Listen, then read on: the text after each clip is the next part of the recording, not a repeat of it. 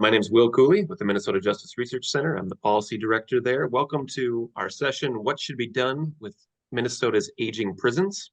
We have three presenters today. Margaret Zadra, the Ombudsperson for Corrections with the state of Minnesota. Sergeant Jack Sofie, who is a corrections officer in Stillwater. And Chris Cabrera, who is an author and artist. So a little background. Minnesota's antiquated correctional facilities are in dire need of attention. The St. Cloud Reformatory opened in 1889. That's right, 1889. Built in 1914, Stillwater is the state's largest closed security institution. And the design and the dilapidated state of both facilities make them obsolete. And this reality became more clear last summer when over 100 inmates took part in a very tense protest over conditions in that prison. So it's been decades of inaction on this issue. And this panel is brought together to examine the viability of these two prisons and explore the future of corrections in Minnesota. A couple disclaimers. First of all, the presenters are speaking for themselves and not the Department of Corrections or not all formerly incarcerated people. Secondly, we're not going to talk about individual cases today in Stillwater or St. Cloud or Minnesota's correctional facilities. We're looking at big picture here. We know these individual cases are really important, and Margaret can talk a little bit about what she does as the ombudsperson. But we're looking at big picture issues today in this session. So our first speaker is Margaret Zadra. She was appointed by Governor Tim Walz as Minnesota's ombudsperson for corrections in September of 2023. She has 2 decades of experience leading community organizing initiatives, criminal justice advocacy, and policy experience. Before coming to the Office of Ombuds, she worked as a research policy analyst at the Minnesota legislature. She has a presentation for us. Okay, successfully share screen. Thank you, Margaret. Okay, so you can see that? Yes. Great, fantastic. Well, thank you. Really excited to be here this evening and be part of this conversation. Just so we're clear about what an ombuds is or ombudsperson, I know it's a very odd term. The Office of the Ombuds for Corrections is completely separate and independent from the Department of Corrections. But we do have the authority to investigate complaints from incarcerated people, staff, and community members, as well as investigate systemic concerns. I can add this to the chat later on. But there is some more information on our website about the best way to file a complaint. I just want to make a note that we appreciate hearing concerns from everyone, but we do not investigate on behalf of somebody else without their consent. It's really important that people have self-advocacy. That's important as well, but self-determination about our office's involvement. Our office really prioritizes issues that affect health and safety, as well as equity and fairness. And so we don't always look at every single thing that comes in front of us. I think, there are some things that are incredibly important and our office might not take those on, but we do really prioritize things that affect health and safety. One of those systemic things that comes up over and over and over again are the crumbling conditions within our Minnesota prisons, so that physical infrastructure. So we did develop a mini report that you can find on our website at obfc/reports. Again, I can add that to the chat here in a minute. And so that's really what I'm going to be talking about this evening is this report. Minnesota prisons have been under-resourced for decades and are literally crumbling. As a state, a strategy must be developed to dedicate resources to upgrade and maintain facilities and replace facilities that are unsafe and cannot be adequately rehabilitated. In 2020, the Office of the Legislative Auditor came out with a report that looked across all different types of areas of corrections in Minnesota, and they had a chapter specifically focused just on infrastructure needs. And out of that report, a key recommendation came for the necessity for a strategy and funding to address the infrastructure and safety needs in Minnesota prisons. In particular, that report highlighted the two highest needs facilities, St. Cloud and Stillwater, which, as Will noted, are both over 100 years old. The Stillwater facility was actually built when Minnesota was still a territory. So as you can see in this picture here, that very first picture was taken in 1908, and that earlier location, eventually the Stillwater facility was moved to the current location where it stands now in 1914. The photo in the middle was taken in 1950, almost exact same structure or technology setup.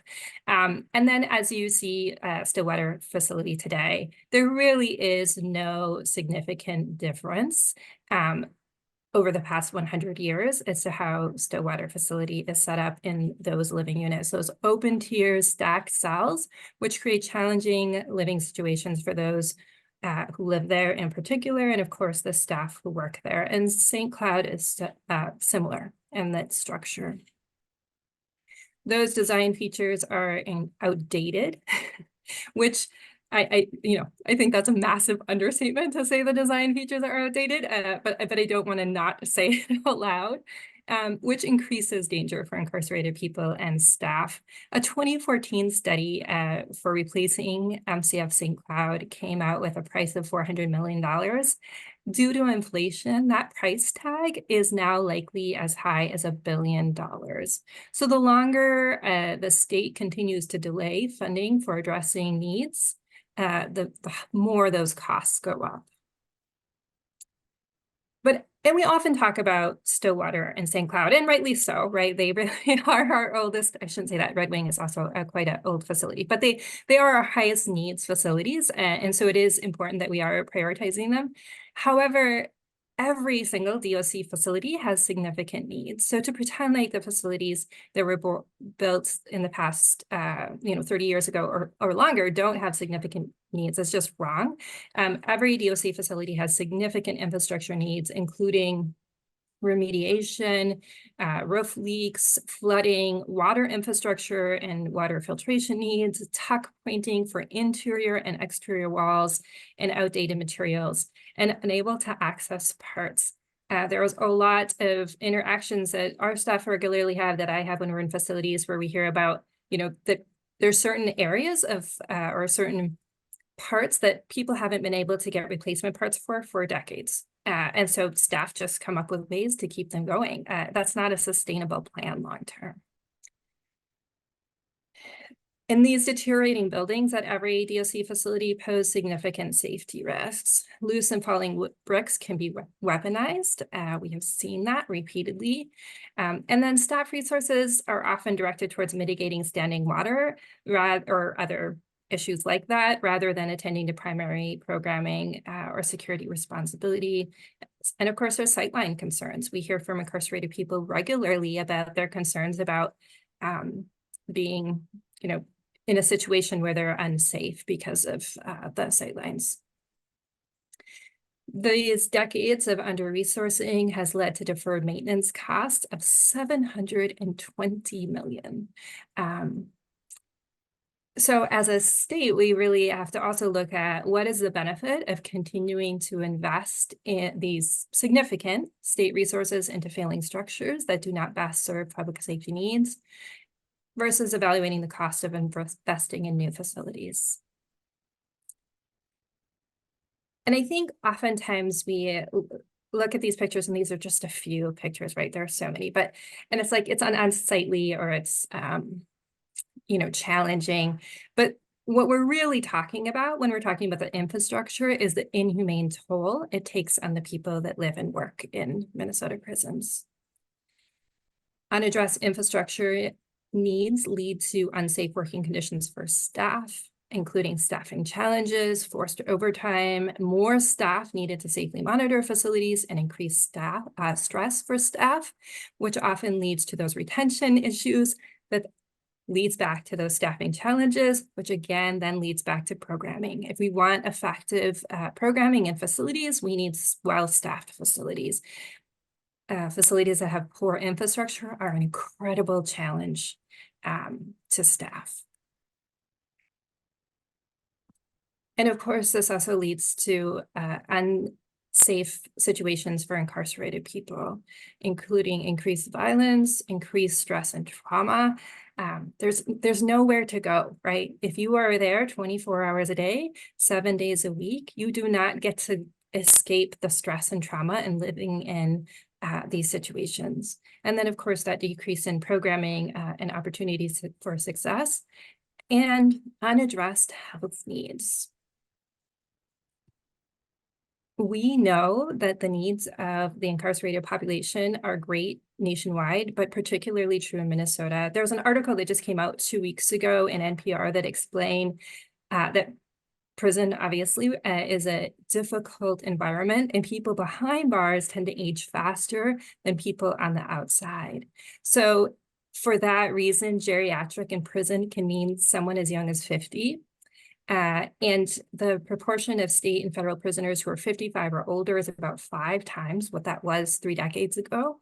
Minnesota has about 1,400 incarcerated people over 50 in Minnesota prisons.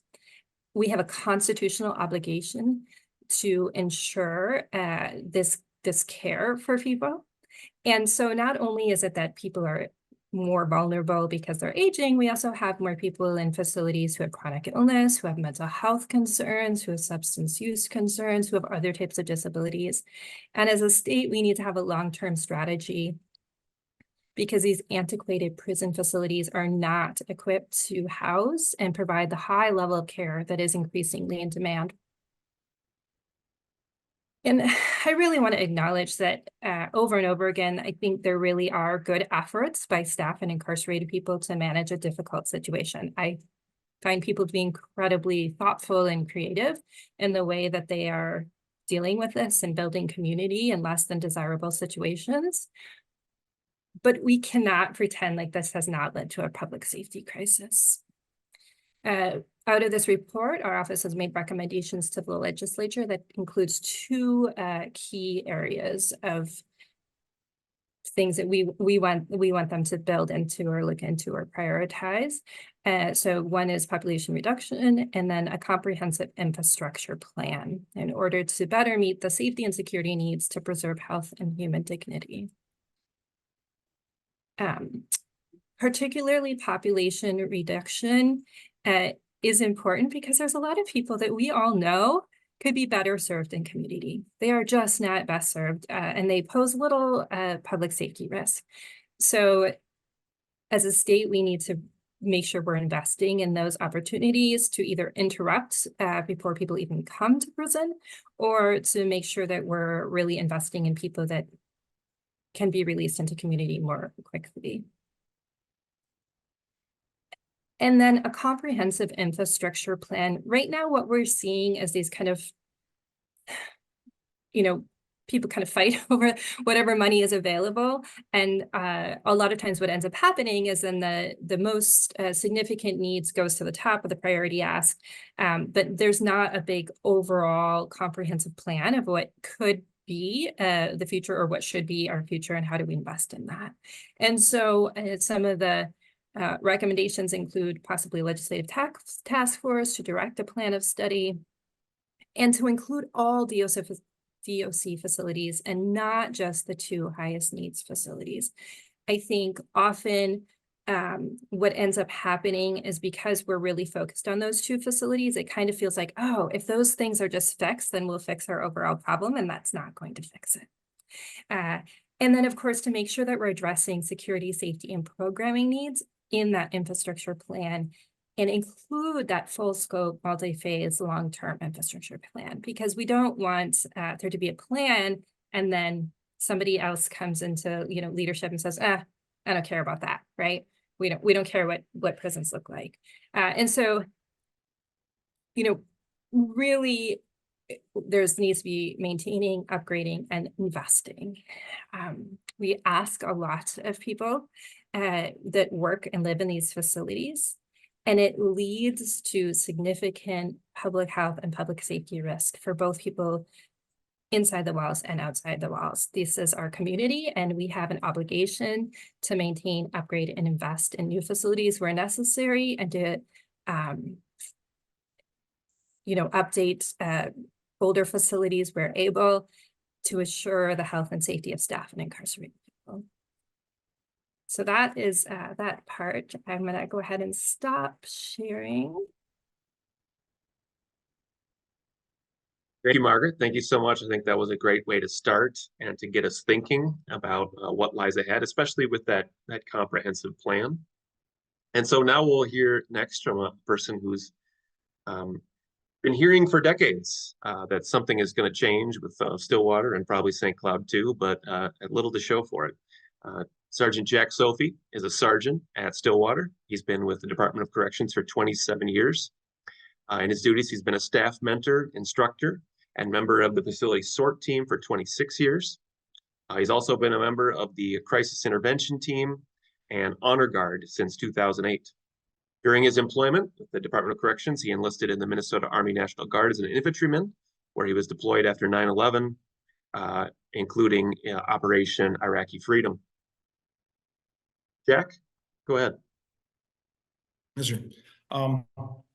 Biggest problem that we deal with is not just the actual structural part of the prison.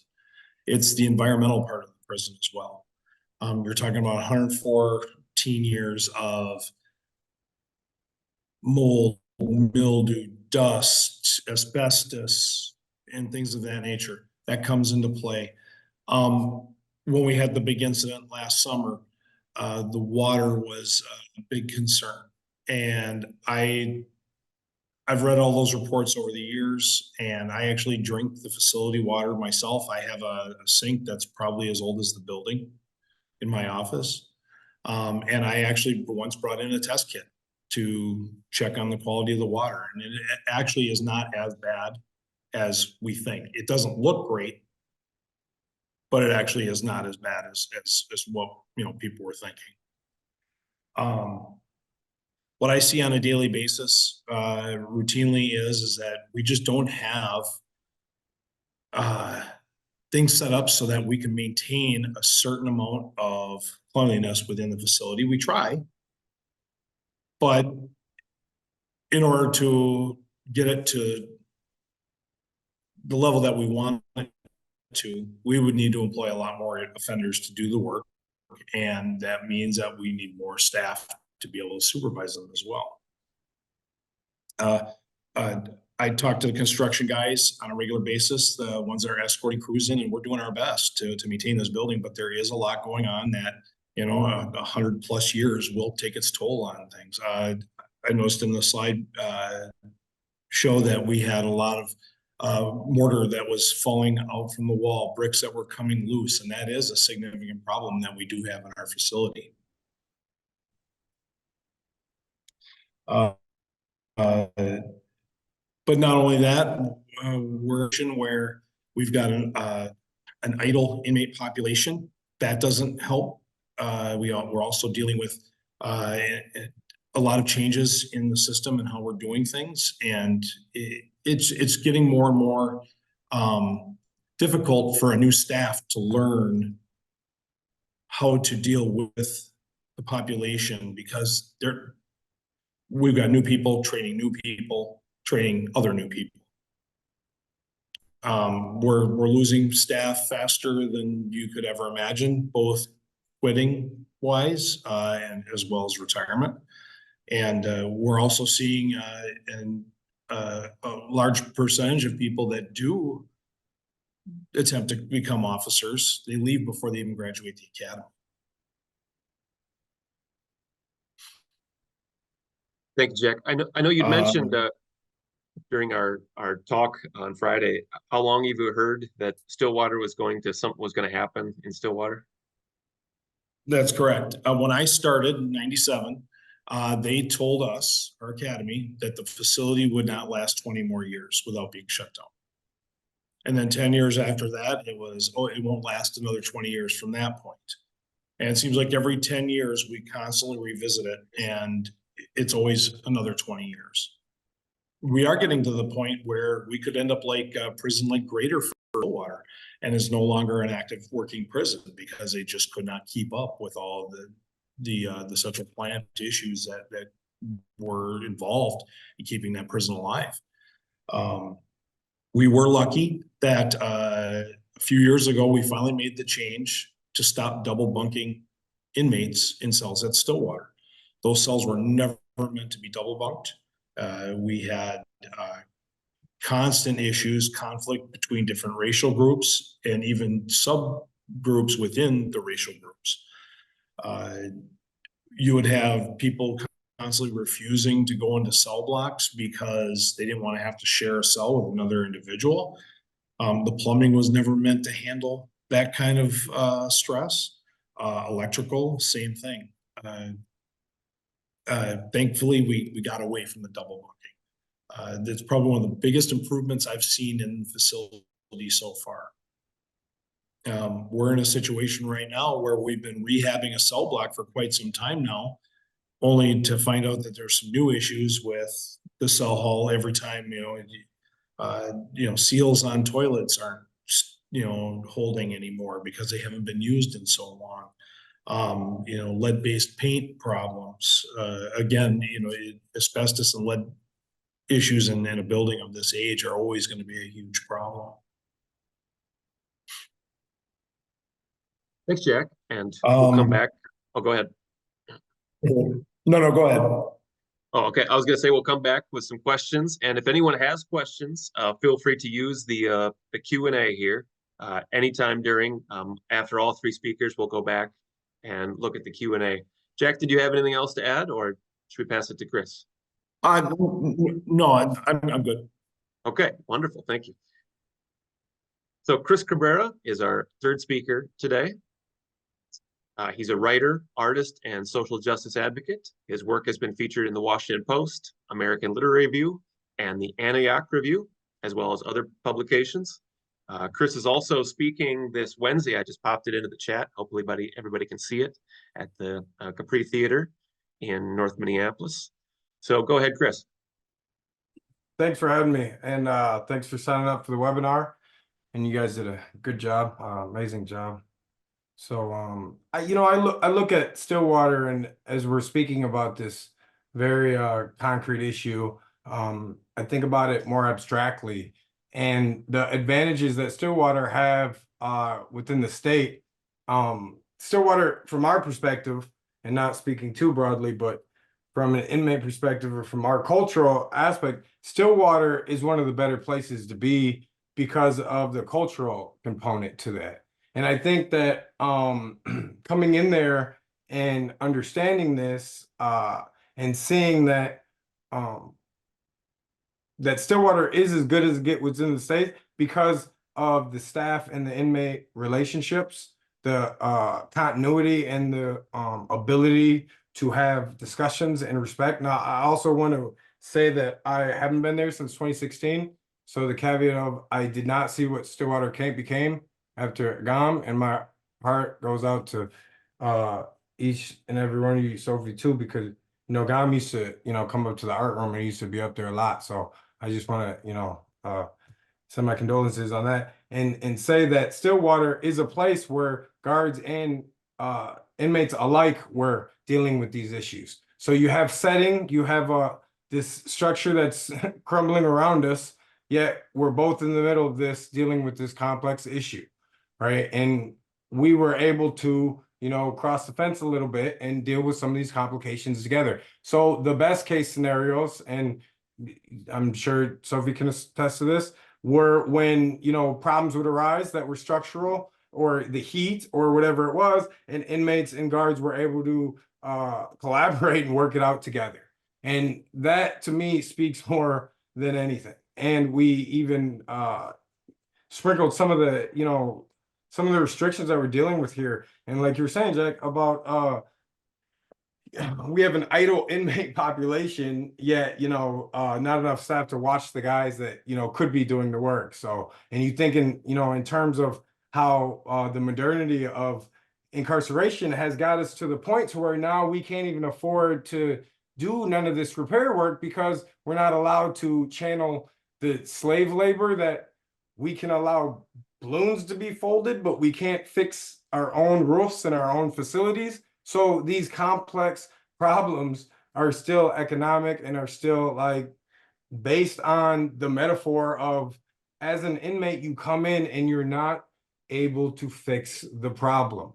This is how you fix the problem. You survive these places, you stand on a treadmill and you survive places, and you survive, and no offense to staff, but you survive staff coming to the bed and coming in and out of this treadmill as you're going along, and they get to go home, but you're stuck on this treadmill and you're not allowed to fucking touch anything.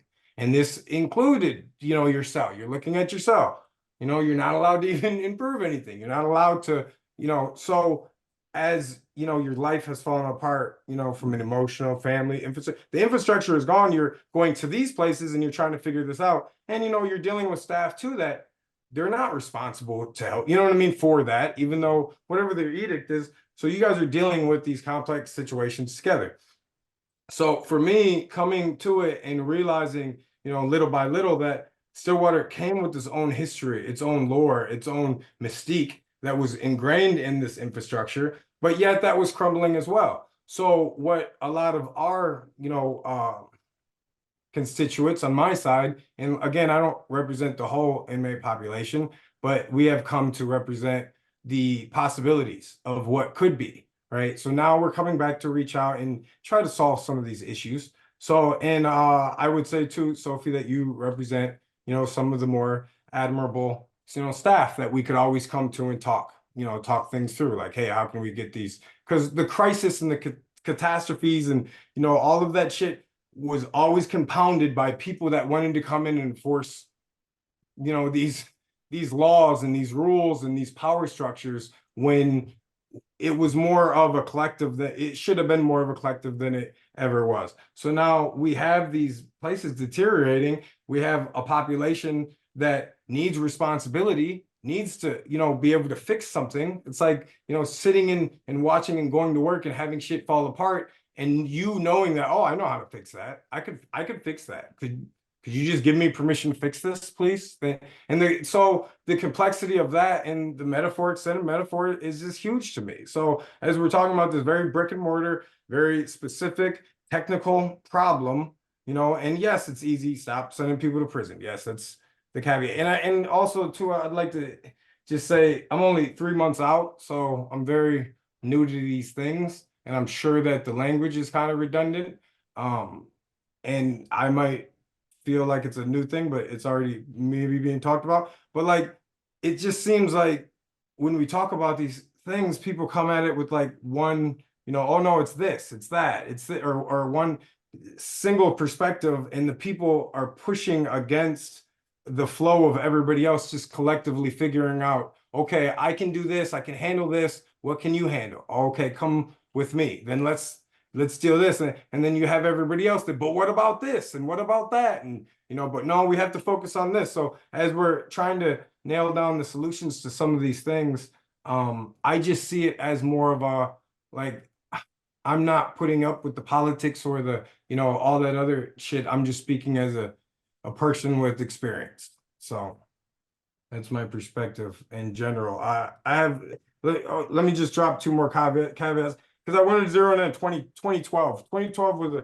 an interesting year and that popped up in a couple ways. And I'll end kind of by throwing it back to Margaret. So 2012 was the year that we had that heat wave, remember, Jack? And it was that it was a really bad. So in Stillwater, and I'm in St. Cloud too, you're in these open dorms. It's similar to Birdman Alcatraz, Escape from Alcatraz, the Clint Eastwood version. That prison is very, very close to what Stillwater looks like. So you'd get the first heat wave was always the worst. After that, it was fine. And we were living on the 4th tier. So as you're walking up and you're coming from education who has error, central error. So you're good for a while, you forget, and then you walk out for the day and you're walk into a sauna. You hit, and you know how it is, Jack walking the walls or walking the halls. And then you get there, and as you rise, it is literally like you're swimming. So, and then you get up there, you lay in your bed, you get your fan and your blanket under there, and you just push hot air around. And there's no ice because the ice machines are dead. And the guys that, the swamper. So like these conditions are real and you're dealing with them. So you're honored, but you're also like too tired to fight, So like, let's be honest, the violence is a little bit lower. It's good hooch cooking weather, but still like who cares? You know what I mean about that? So the physical limitations of 2012 was the worst that I remember. And really, what were the complicated solutions? Like, more ice machines, central air, whatever it may be. You can't necessarily deal with that. And 2012 also was highlighted in my mind for a reason about like these reports. And I know that we're in a better age now. And this is another caveat of like what the problem with what we're not moving forward. So my first time visiting Stillwater was in 1986. I was 6 and I was visiting my stepfather. And the visiting room was the same size as it was in 2016 when I left Stillwater. The same exact size. Every prison I've ever been to, it's been the same exact size. Now in 2012, I think, right, Margaret, was when the DOC did the report about how visiting reduces recidivism. And still to this day, now 2020, the pandemic, now visiting is the worst it's ever been because now it's expendable. So now because COVID and we can hide behind COVID, these facilities are renegade facilities that have staffing issues, right? For example, Faribault for me was, now, Sofie, maybe you can back me up on this. Have you ever seen visiting closed down like on, for staffing over like gym or rec, like staffing issues? Visiting used to be sacred and you never got pulled, and it's rhetorical. I don't necessarily when, but visiting used to be sacred. You never got pulled, staff never got pulled from visiting. This year in Faribault, they canceled visiting one time. Now on a sporadic, just on a whim, canceled visiting. And said, sorry, we had to pull staff. We didn't have enough staff to operate, to feed guys, and we still didn't come out. Now, they got in the routine to where now, we're going to just decide to close visiting when we need, and we're going to bring it on staffing. And they got away with it. They got away with it the next time. Me personally, I had a situation where I had family come in from Houston. She already booked the flight. She already had it. And she was on her way, and they canceled the whole weekend when she's on the plane. On the way. And so, sorry, we can't. So now they're doing every other weekend. So it's like these things that are, that we know work. This within the system. We're not asking for revolution. We're just talking about the things that are already embedded in DOC language, DOC pride, and also like the fact that now we're getting to the point to where now we're just catching up and really addressing who are the stakeholders and allow us to help. Allow us to, and I can't promise you there's not going to be any fights. I can't promise you there's not going to be any bullshit. Just like you can't promise me that a guard's not going to smuggle anything in. It's like these things is that these are complicated issues. And if we don't start creating environments where we're relying on each other to solve these issues, as opposed to just getting talked at, or because now we're in seats of empowerment because of, the human rights issue and the conditions. So hopefully this report won't be stagnant like, the visiting room. And I know it's not yours to carry either, Margaret. So. Thank you, Chris. Yeah, much appreciated. And I think you're hitting on some important points there. And you and Sergeant Sofie about, we've been talking about these things for a long time, but there's just not a whole lot of action about actually doing anything, right? And, one of the things you referenced was the murder of Joseph Gom, the guard in Stillwater in 2018. And after that happened, I heard a whole lot of, things are going to change now. And then nothing really did, right? So I put a couple things in the chat. One was the task force that Margaret mentioned. The Minnesota Justice Research Center worked a lot on this task force. Zeke Caligari and I went across the nation, asked a whole bunch of experts what we should do. Most of them said, avoid this subject. You're just going to get stuck with something worse, right? but we tried to go ahead with a task force. It doesn't look like it's going to be heard this year, unfortunately, which I think is more evidence once again of people don't want to confront these situations. The second one is also going to be heard tomorrow, though, on Chris's point about visiting. There will be a bill heard tomorrow on safety through security, or rather, safety through more visiting in the prisons. So, but I want to get to the Q&A a little bit because we got it filling up with some very good questions. So I think the first one goes to Margaret. Margaret, how many DOC facilities are there in Minnesota?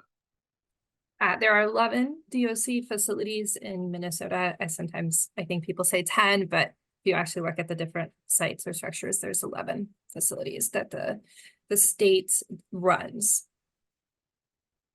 And how many of them need work? All of them. All of them. All of Okay. them. Even Good. our most recently built facilities, which are now 30 years old. So Rush Sergeants, correct me if I'm wrong on any of these dates, if you know off the top of your head or anybody else. But our Rush is our newest facility, and that's now hitting 30 years. So, you know, there was a facility that just recently had massive flooding because pipes, right? Like even our newer facilities, several of them weren't, you know, Faribault, I think is a good example where that used to be a state hospital, right? So some of the buildings there are new. Some of those buildings at Faribault are in worse condition than any building I could imagine across I mean, literally caving in roofs. And so then the space can't be used because they're, you know, it's literally caving in. So I think, yeah, it's to pretend like any of our buildings are in great repair is, you know, and again, I think creative, thoughtful staff and incarcerated people, I see some incredibly resourceful people that are working and trying to maintain them. But we just don't have anything else like it in the state. The closest might be our college and university states, our state college system might become a little close, but that's not, people aren't there 24/7. So it really is a unique situation, and we have a unique obligation as well. Thank you, Margaret. I think this question is going to go to you, Jack. Someone in the Q&A talks about you're actually incentivizing people to assault people so they get transferred to Oak Park Heights. I've seen this come up in reports before, especially if they're being double bunked somewhere. You know, it's an incentive to assault someone and get transferred to Oak Park Heights. Have you seen that in your experience? Oh, Jack might be frozen right now, I'm afraid. Can you hear me, Jack? Yeah, and because we don't double. I think I lost you, Jack. Hopefully you come back. We'll come back to that question. But I think that is something worth talking about, that there's air conditioning at Oak Park Heights, single cell bunking, right? So let's go to the next question here. Margaret, you brought up the issue of mortality. Sorry about that. Yeah, we'll come back to you, Jack. And Okay. people getting older in prison. There was a question in there about, do we have actual stats on premature death in prison or premature aging, or is that just something we know from like larger studies? So I don't know if we have numbers that would tie directly to, yeah, that's a good question. I will dig on that a little bit, and I'm not sure if that's anything to follow up. I know there has been some research around, and I can drop even that NPR article in because they did interview some Minnesota folks as well, and they highlighted some of those needs. But we do have some good research about just how much more challenging that environment is for people. But additionally, that when people are coming into prison, they're often coming from situations where they weren't seeing the best health to begin with, right? They're maybe were not able to regularly see a doctor or dentist. They're maybe regularly weren't getting the care that they needed even before they were incarcerated. And then that double and triples and compounds those challenges while they're inside. Yeah. Great. So yeah, Jack, let's go back to you with that question about bad incentives, especially for prisoners serving life sentences, perhaps, that we've heard reports that they assault someone to get transferred. Like, say, as Chris mentioned, it's way too hot in Stillwater. I assault somebody, I can get transferred to Oak Park Heights. Have you seen that in your experience? I have seen that. It's not as common as people think. Most of the time, the reason why we transfer somebody to Oak Park Heights is one, Oak Park Heights has an ACU unit, higher security unit that can manage that offender better. Another good reason why we do that is because it removes that inmate from the environment where he did assault staff, and therefore it removes any possibility of retaliation or conflict with that individual and trying to maintain their behavior. A lot of times when guys become staff assaultive, it turns into a situation of us versus them. And sometimes it doesn't even have to do with that particular staff. It just happened to be that staff was there at that time. We've had situations where offenders are having a mental health crisis and they act out and they do something, and of course they assault staff, and it's just best to remove that inmate from that environment for a while. I've known guys that have also been transferred to Rush City and as well, they do something at Stillwater where they're going to get extended psych time. They've removed them and sent them to Rush City for a while. We have several inmates in the DOC that they kind of do a little circus trip where they go stay at Stillwater for 6 months. Once they achieve a certain level of impatience with the staff at our facility, we send them to another facility, and then they kind of address the problem, and then eventually those offenders work their way back to us. But hopefully in that time period, we've kind of tamed down the emotions of the situation. Yeah, and I just want to point out that the article Margaret sent to me and I put in the chat there, they've already talked about Oak Park Heights expanding its geriatric care once to handle all the older inmates, and we should come back to that issue. And they're thinking about expanding it again, making our prisons into nursing homes. So this we should talk about as questions come up. But Chris, did you have something to add here? Yeah, I just wanted to say something brief just about like our standpoint about, the getting transferred thing. And like, so you have this idea of like a diesel therapy, or like you think like, from our perspective, you think that you can control like, whether or not you're going to stay or deal with the thing. Especially you see it like going to, minimums or mediums. Guys will come and you'll be like, what do you think? You going to make it? And they're like, no, I'm going to do something, try to get sent up out of here. Well, the thing is that changes, and it's usually not based on,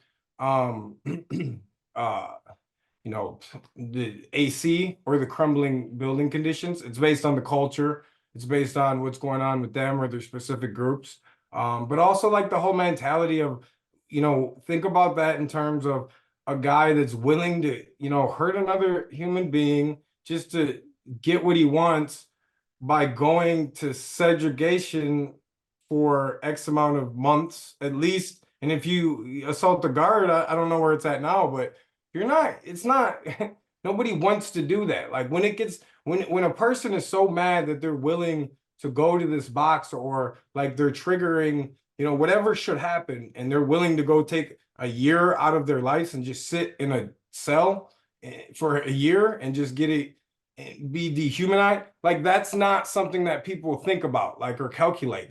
That's stuff that happens, and usually it's just a messy, and Jack, it's just sometimes it's a messy situation. And it's something that you can't necessarily quantify because it's so unique to the situation. Like staff assaults, and for us, we're always, and it does turn into a us and them type of thing, and it's terrible, and I would never advocate any type of violence. But for our end, our first thought is, what did the guard do? What did he do to get assaulted? Which is a terrible, way to think about things and process it. So I'm just assuming from you guys' end, it's, you came into the situation, because I do agree that you guys are trained to come in and handle the situation. And a lot of times those situations aren't, malleable for none of you guys. Coming in is going to help the situation. Whereas opposed to like, having an intercessory or having somebody else to be that bridge. So, as far as like the incentive, as far as like jumping prisons and stuff, that's very, like you said, it's very far and few between. I just wanted to add that. The follow-up question in the chat, and we hear a lot about prison labor, but I think most studies say that being idle is much worse, right? And so one of the questions in the chat Jack, maybe we'll go to you first. Do you think work release should be expanded here more? Prisoners who have served quite a bit of time, who've done their time, should be released into the community on a work release basis. And then Chris, I'll go to you next on this one. I think a lot of it, one, has to be on a case-by-case basis.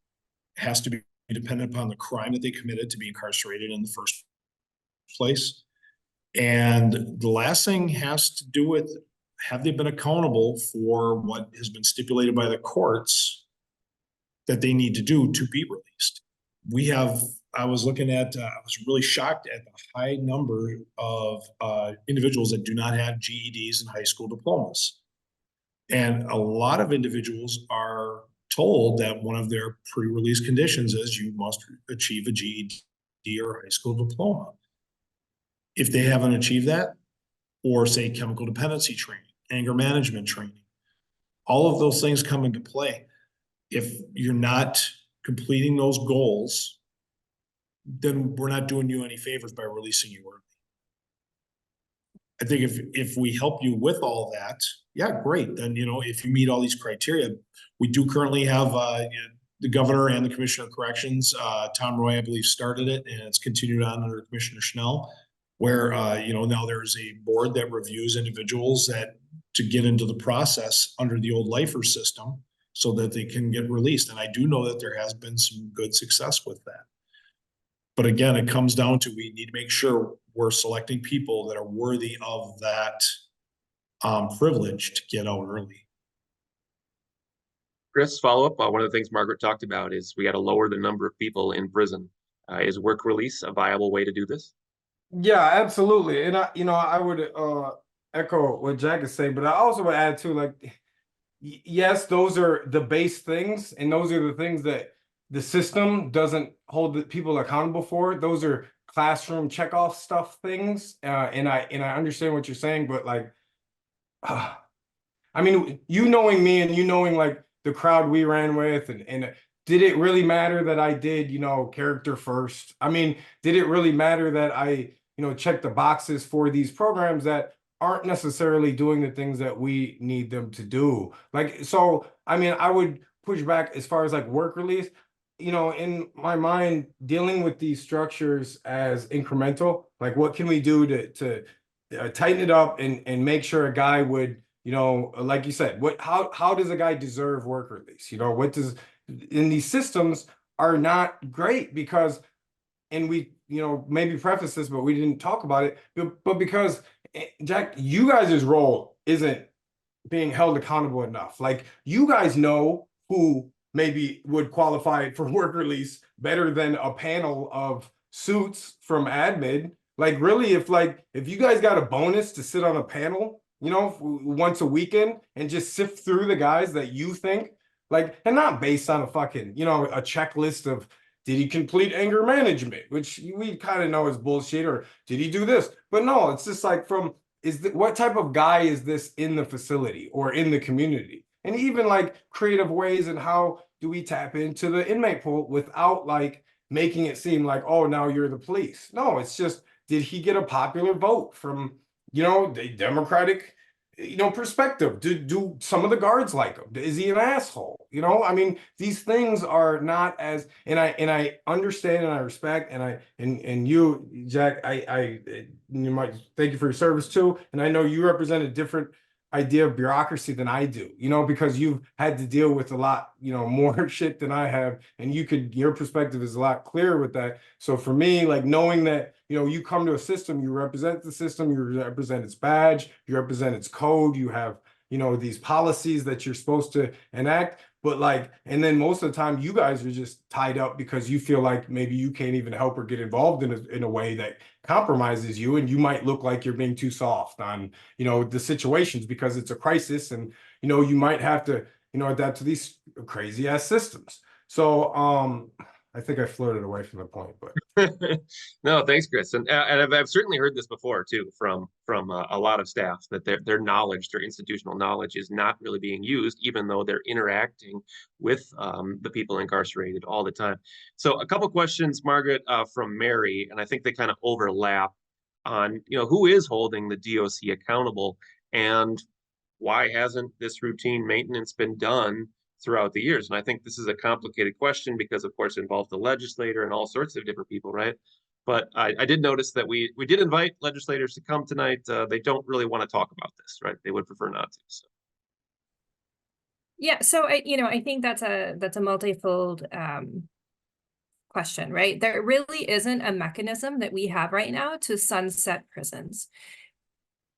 Any jail in Minnesota has to be licensed by the DOC. So all jails in Minnesota through statute have to be licensed by the Department of Corrections. So even though the Department of Corrections does not run the jails, they don't fund the jails, they don't run the jails, they don't maintain the jails, they license and inspect them.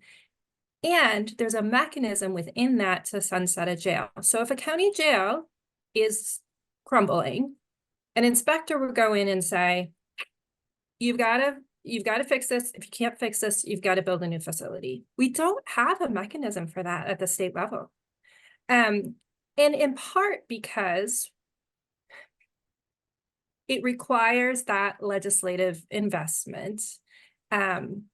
However, when you have $720 million of deferred maintenance, right? That's for decades, the legislature has said, this is not a popular place for us to put money. So we're not gonna, pay for the actual cost of this. They can figure it out with less than. This is a population that we are okay with figuring it out for less than.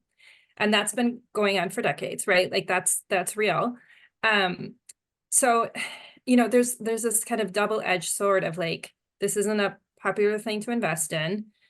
And there isn't a mechanism for somebody to say, you cannot continue to operate as is. Additionally, if,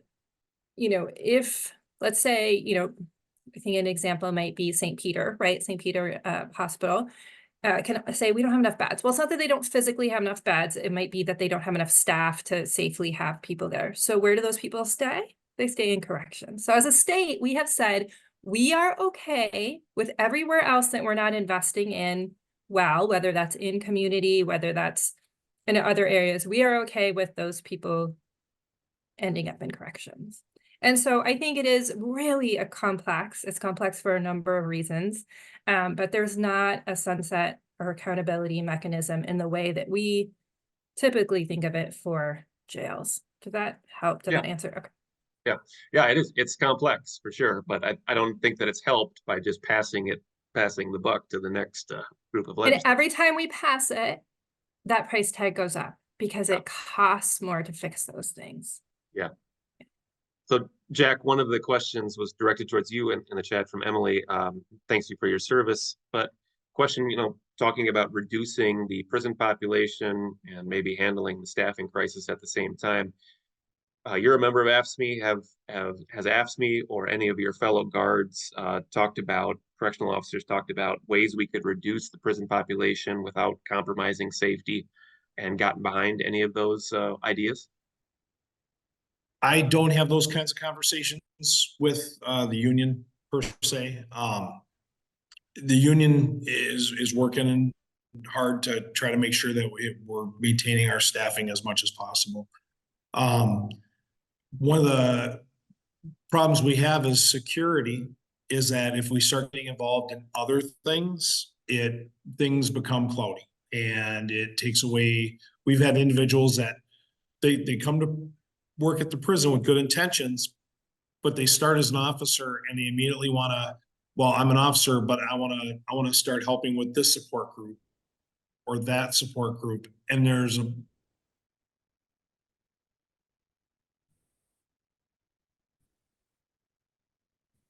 I think we lost you there for a second, Jack. I will come back. veteran group at one time. Sorry, yeah, we lost you for a second there, Jack. Yeah, but I think we got the gist. Yeah. Okay, but it just turns into a big conflict of interest. Yeah.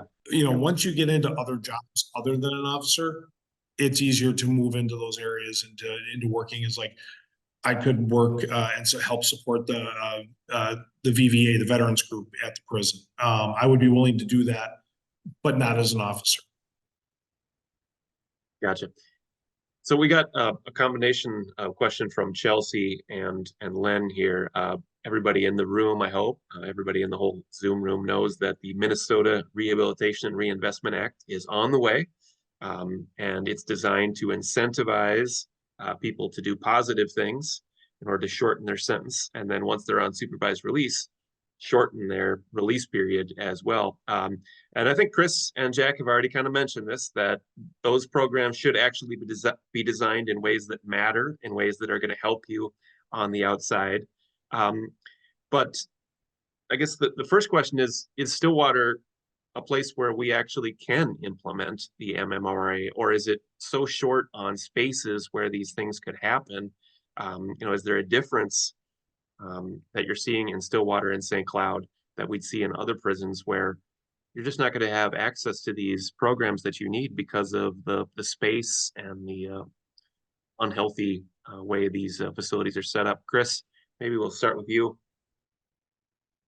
Yes, and it is still a cultural problem to me. Like it's still a cultural issue, period. The MRRA is great. It's a great design. I always believe that restorative practices and restorative justice was going to be the future of incarceration, because the fact of the matter is that we're trying to fix broken people. We're trying to, and then we collectively, I'm trying to fix myself going in, and people are there getting a paycheck to be there, and they kind of slump into their roles, and Jack had referenced, the different ways that people interact with inmates based on the staff, because we have it segmented, and Academy has it to where it's all security minded, because you have to come in with, your safety, public safety in mind, but this idea of, implementing programming and trying to figure out how do we invest in somebody and how do we cure them from their societal, dysfunctions without getting too close to them, or without, compromising our safety. Like, for one, like, have you ever been in a room and felt like people felt like you were unsafe? Like have you ever, like, and I know people have, and Sofie, I know that you do MMA, right? Like, I think you did, or in the past, but so, like, I know that there's a different, like, feeling. You can feel when somebody's afraid of you, like, you can feel that's in your bones. Like when kids are afraid, like, especially like, like, so walking into a place where you're constantly surveilled, you're constantly, like, reminded that you're a piece of shit while you're there, is the problem. It's not the crumbling facility. It's not the staff, like, there's not enough staff so I can go to the yard. It's that, like, you're supposed to be helping me. I'm in here, I'm mad, I'm pissed off at you because you're an asshole, because you don't understand me. You know what I mean? I'm a wild, like, I'm acting out. And this is the place I've landed. This is rock bottom. And, like, now we're dealing with all these little technical issues, and sometimes we're forgetting that, no, this is just our little wayward brother or sister that we have to fucking help figure out. Like, we have to help get this person back on track. Like, it's just this is the emotional component of it. Sometimes we forget. And I know, Sofie, just even seeing you, man, and it's like, you're the first guard I've seen, and it's just like, that us versus them shit's in our bones, and it's a terrible feel. And I don't know, like, how you would respond if we would have seen each other at a grocery store for the first time or what. But, like, that shit is ingrained in our DNA as a society, and that's cultural, and that's something that we have to change. Because even in all these questions coming in, half of the questions I'm cringing trying to think of, like, who people are out there and what society thinks of us. The people that I talk to, my aunt, like, I'm not from a family where everybody goes to incarcerated spaces, but, like, these are, like, we're still members of society. So I think until we confront those issues, and that's a huge thing, but we're doing this little by little, and it takes, us reimagining the idea of, like, Sofie, I think, like, you guys as a task force, and, like, you guys responding, it's mirror of what policing is happening now. Like, when you go and get called on a response, is it a mental health issue? Is it something that it just got ramped up by, a miscommunication? Do we have to come with force? So, like, thinking about reimagining just how the structure is of you guys, and you guys, taking off the uniforms at the desk, like, little shit like that, I think changes the culture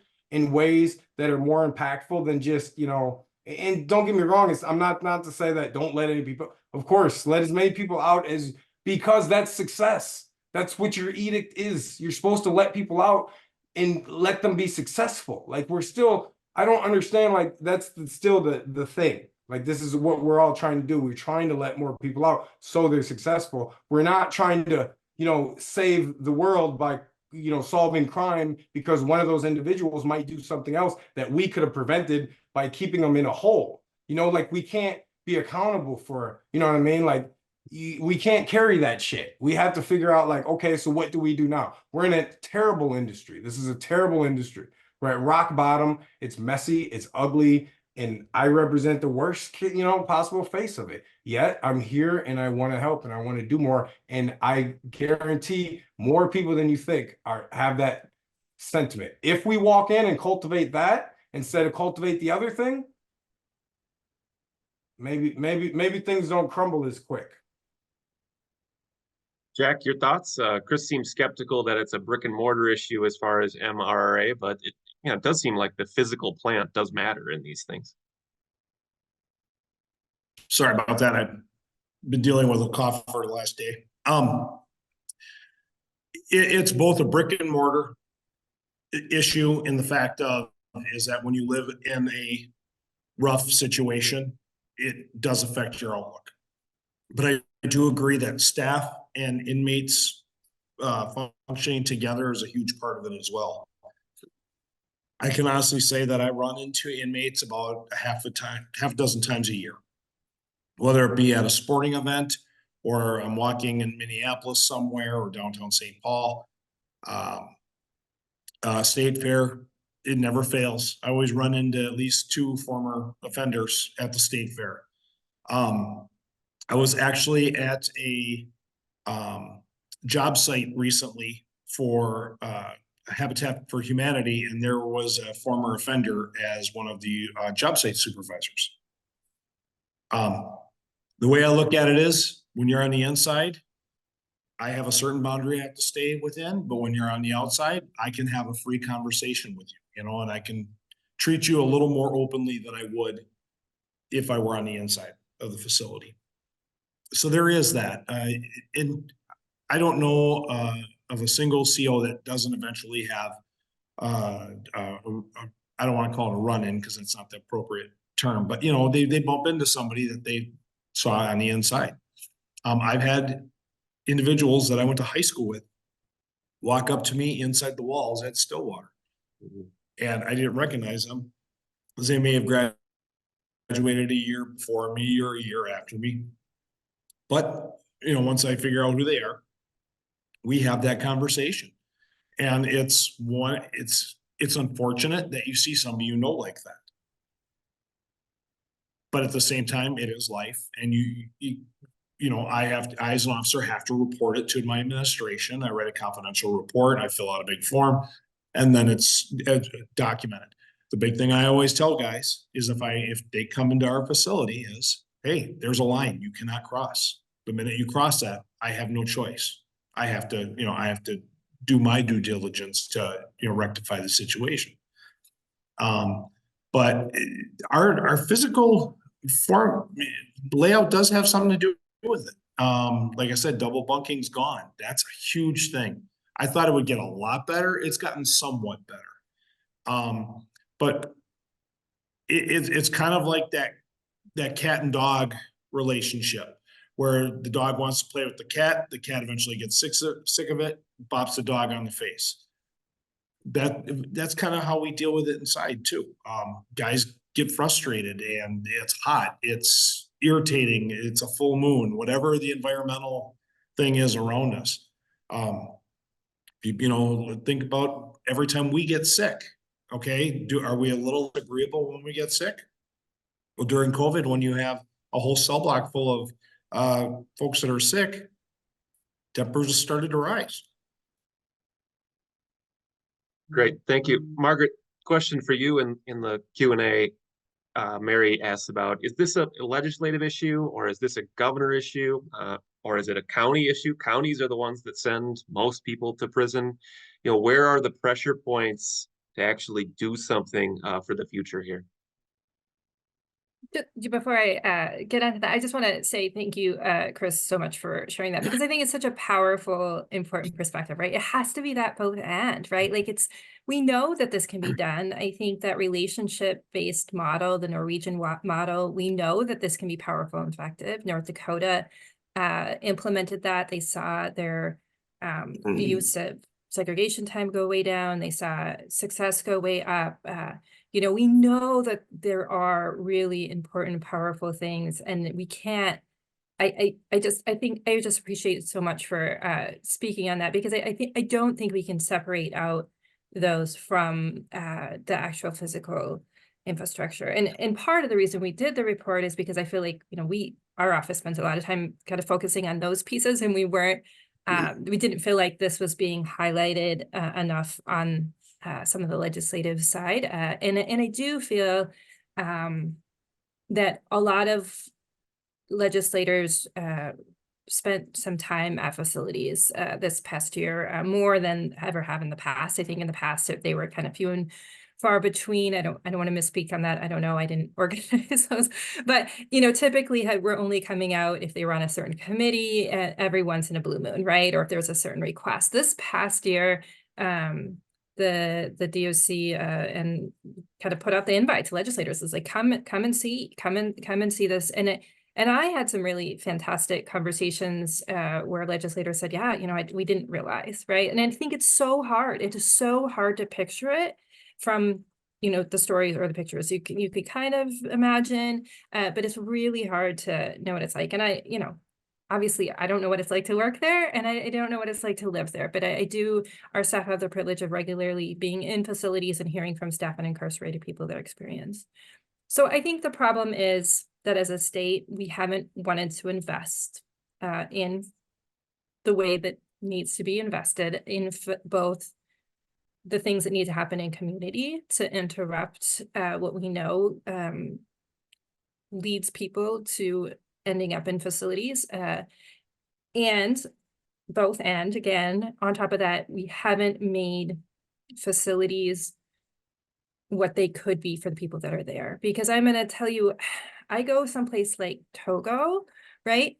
And that's a therapeutic space. And I'm not saying it's great. There's bunks. It's not, you know, maybe the living unit in space, but the fact that you're in trees, you know, it's a really different feeling than being in a facility where you're inside, you're crowded in, you're not getting as much time in the yard. And I think that there are really big opportunities for the people who are living and working in facilities to do this better. And I think the very first step is, yeah, the legislature needs to be willing to take the political will on to invest in these ways. And Togo is the correctional facility in northern Minnesota, right? Challenge incarceration It's program. a challenge incarceration program, yeah. Mm-hmm. People get outside and work more often. Yeah, and they have chainsaws, right? Like they're cutting wood, they're helping with Habitat for Humanity, they're helping build ramps for community. I mean, really, they help work on the state park. So really, they get to be in a community in a way that provides for a more successful opportunity. Every facility isn't going to be like that, but also the physical space. They have a garden. There's, you know, trees everywhere. I think, you know, there's just there's some good. The bunk rooms maybe aren't great, but there are some good opportunities, you know, that we can be doing more and expanding those. We know how to do those things, right? Yeah. So I thank you for that, Margaret. And I'm going to ask Jack and Christopher too about looking to the future in the next question. But there was one more question in the Q&A about Appleton Prison, Margaret, about the viability. And I think, well, from what the DOC has studied, it's just not cost effective, and it's way too far to visit your loved ones, right? And it's just not an option, especially because it's privately owned and they would want to make a profit off the state, right? So. And it's the same kind of thing about, like, you know, just like Lino Lakes or Faribault, where, you know, we used facilities that had been, you know, already kind of maybe past their useful life. What year was Appleton built, right? So then 90s, is it more early 90s? Yeah. Is it more cost effective to, you know, either invest in current facilities or build new? That I think that we really do need a plan to look at that and strategically what that looks like. And it's back to what Chris was saying earlier, you know, there was riots in the 50s and 60s and 70s at Stillwater, right? What Jack was saying about, you know, there was promises at those, right? So these are not new things. It's like, why is this continuing to kick the can down the road? It's not helping. Great. So thank you for everyone in the Q&A. The Q&A was really active today. I had some questions that I brought because I was worried that the Q&A wouldn't be active, but didn't even have to use them because everyone was so active. So appreciate that a lot. But I want to finish this. We only have a few minutes left with envisioning the future, because eventually I would think Stillwater and St. Cloud will be mothballed, or the wrecking ball, or whatever it may be. You know, even though Jack has been told this for the last 30 years, eventually something has got to happen. So I think what Margaret is picturing for us is something different in terms of what we see in Togo and northern Minnesota. A lot more outdoor activities, a lot less idleness, a lot more responsibility for the incarcerated people. So Jack, let's go to you first. You've been doing this for a long time. What's one thing you would envision for a better corrections infrastructure in Minnesota? One thing I would like to see is the inmate pay structure for working within the facility. I'd like to see that revamped. When an offender can only work, 20, 30 hours a week and is maybe making 50 cents an hour, 75 cents an hour, where's the incentive?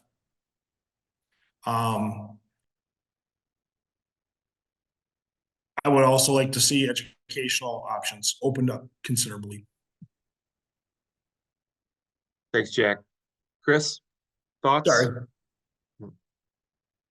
Thanks everybody. I really appreciate just this platform too. I think the one, for me, the magic bullet is just permissions, permissions to allow inmates to take more of an active role in all of this. And Jack alluded to it, and the incentivizing, because I also see like the future, you think about it in terms of just running a thing and having this labor force, and like the things that we could be doing. Are you telling me that there's no like data entry for cancer research that we could be doing? There's no we're talking about job opportunities, and what are we supposed to be doing as 1,100 individuals? And why are 300 in segregation?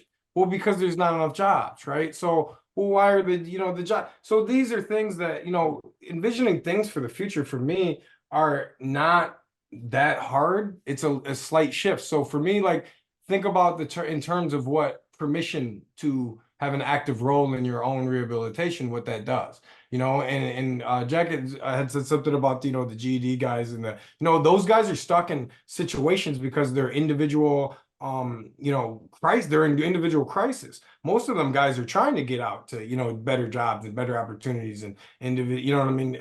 So a lot of those guys that aren't getting it those are, we have to create a better system for it, right? So this is all about, but we don't need any money yet. I don't think, and I think like everybody talks about the money and what we should be doing.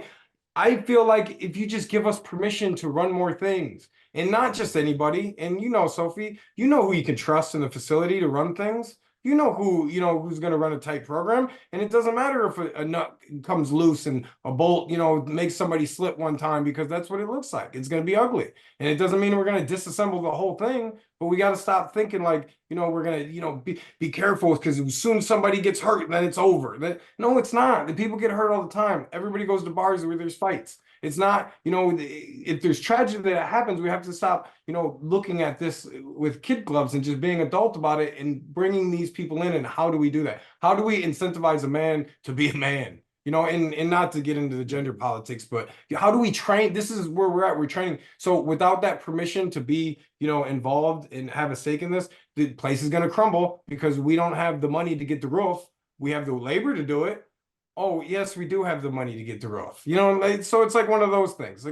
So it just shifting that idea that, and this is what I see in this space, that now I'm an expert, now that I've done 21 years, and I love that. I love that I'm invited to the tables, and I'm sorry that I carved my name in it. I'm sorry. I have a knife. I'm a reckless person. I was, I'm stuck in my criminal ways, and I carved my name under it. Like you didn't know, like, but that's my name's on the table now. So, you know, it is what it is. So thank you guys for all the opportunity. Appreciate it. Thank you, Chris. Thank you, Jack. Thank you, Margaret. I thought this was a very informative conversation. I'm glad the three of you could sit down, and thank you to the audience for being very active in the Q&A. I appreciate everybody here. Have a good evening, everyone.